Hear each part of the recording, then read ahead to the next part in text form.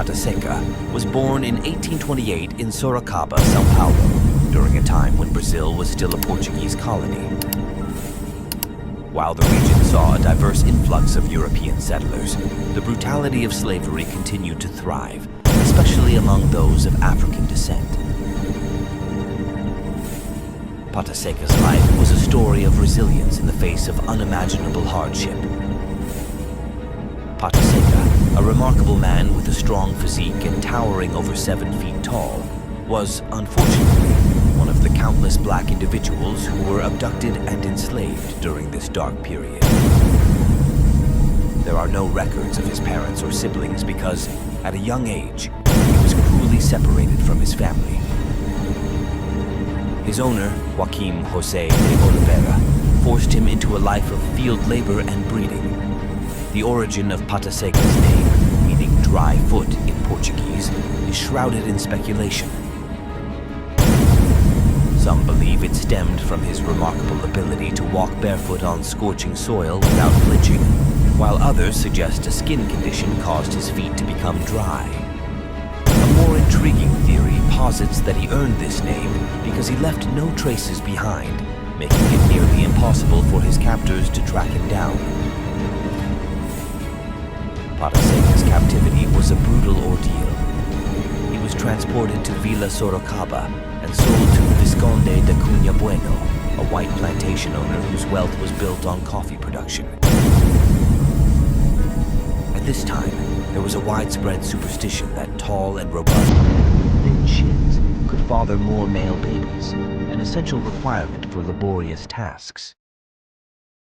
As a breeding slave, Pata Seca had no say in his reproductive activities. He was compelled to have unprotected sexual encounters with numerous enslaved women to produce a robust labor force. The children born from these unions were systematically monitored by their masters. Often, white slave owners separated the children from their parents and brought them to the big house. Initially, they were used as servants, performing domestic chores and enduring long hours.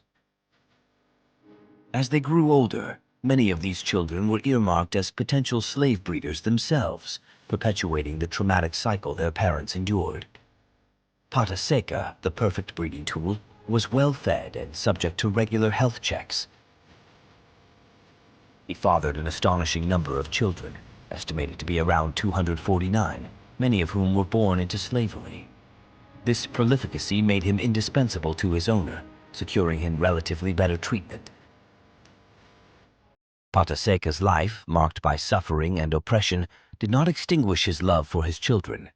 He passed on crucial skills like reading, self-defense, and survival to his offspring. Many of his children assumed leadership roles within communities of enslaved people who resisted the oppressive slave regime. Pata Seca's rebellious spirit never waned, and he fought against plantation owners and led slave revolts. Though scant official documents substantiate these claims, oral traditions from locals and descendants recount Pata Seca's years spent in pursuit of freedom. He once led a revolt that offered escaped slaves refuge in the region of Pernambuco, which was once the 5th largest producer of sugarcane in Brazil. Pata Seca's life was not limited to forced breeding. He also tended to horses and served as a trader, transporting correspondence between the farm and the city. In an unexpected turn of fate, Pata Seca encountered love during his time as a courier. On his way to collect letters in São Carlos, he met a young woman responsible for sweeping the area. Their relationship blossomed, culminating in a proposal and eventual marriage. Pata Seca, who was gifted a plot of land by his former owner upon the abolition of slavery in Brazil in 1888, decided to establish a family with his wife, Palmira. Together, they had 9 more children, forming a family of their own. Embracing the life of a farmer, Pata Seca operated Sitio Pata Seca, his farm. Here, he diligently worked to produce and sell rapadura, solid form of unrefined cane sugar. Despite modest earnings, he used them to provide for his family, nurturing their well-being and sustaining dreams of a brighter future. Tragedy struck PATA SECA's life when an accident resulted in a severe injury. Stepping on a nail, he developed tetanus, and despite the efforts of a local healer, his condition rapidly deteriorated. In February 1958, at the age of 130, PATA SECA passed away, just 3 months after participating in the city's birthday parade as the oldest man in the county.